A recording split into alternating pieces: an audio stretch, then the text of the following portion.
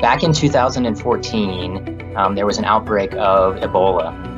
And at the time, my wife was a nurse, and so was really moved to try to develop something that would help protect healthcare workers like her.